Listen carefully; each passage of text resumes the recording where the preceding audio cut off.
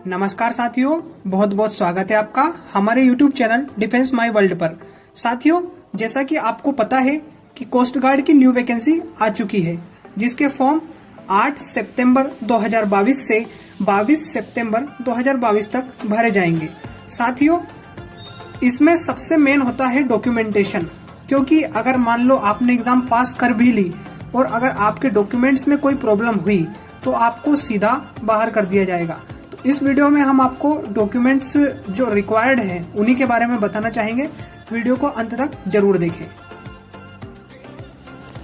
साथियों, इसके लिए सबसे पहले मैं आपको ये बताना चाहूँगा कि इसमें आपको जो भी डॉक्यूमेंट अपलोड करने हैं वो सारे आपके ओरिजिनल डॉक्यूमेंट होने चाहिए।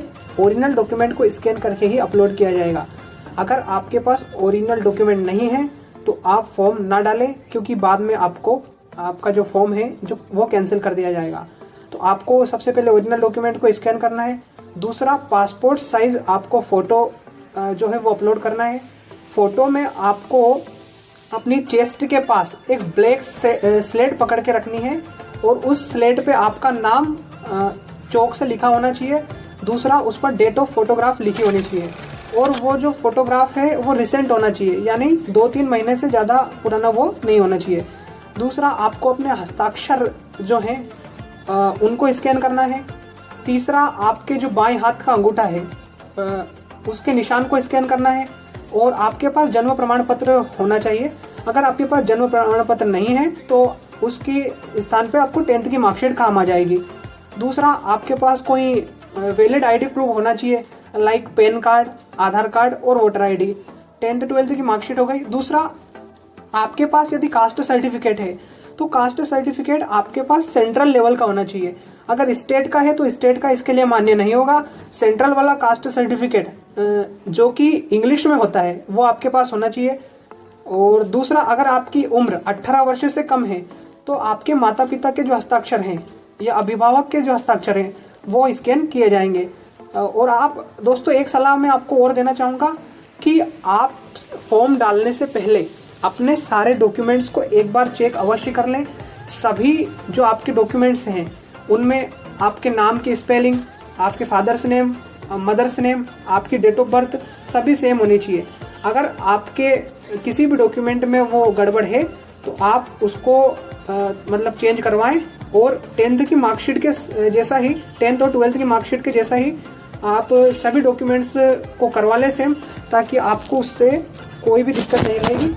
क्योंकि अगर आपके डॉक्यूमेंट में कम हुई तो आपको आपके सिलेक्शन हो जाने के बाद भी इस बेसिस पे बाहर किया जा सकता है। तो इस बात को आप गंभीरता से लें। दोस्तों, कुल मिलाकर अंत में बात सिर्फ ये है कि आपके सभी डॉक्यूमेंट्स में आपका नाम, फादर्स नेम, मदर्स नेम, आपकी डेट ऑफ बर्थ और अन्य जो डिटेल्स हैं वो सभी सेम होनी चाहिए। अगर सेम नहीं है तो आप सेम बनवा लीजिए। दोस्तों, मैं ही अपने ही एक दोस्त की साथ जो हुआ वो बताना चाहूँगा। उसका रिटर्न क्लियर हो गया था, उसका फिजिकल क्लियर हो गया था, साथ ही उसका मेडिकल भी क्लियर हो गया था। लास्ट में सिर्फ उसकी ज्वाइनिंग बची थी जो आने वाली थी।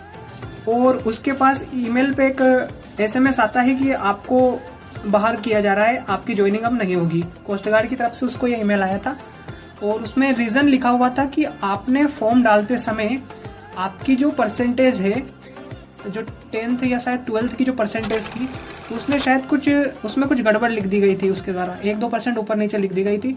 उसी बेसिस पे उसको बाहर कर दिया गया था। तो दोस्तों, मैं आपसे यही कहना चाहूँगा कि आप फॉर्म डालते समय इन बातों का ध्यान रखें, अपने डॉक्यूमेंट को अच्छे से पढ़ें। दूसरा, आप जिस भी साइबर वाले के पास फॉर्म डालने जाएं तो ध्यान से उससे कंसर्न करें, उसको देखें, एक एक चीज उससे कहें कि आप बिल्कुल सही लिखिए। 2 से 3 बार चेक करें, क्योंकि दोस्तों ये आपके करियर का सवाल है। अगर आप आपकी ही छोटी सी गलती की वजह से बाहर हो जाओगे तो आपको बहुत दुख होगा।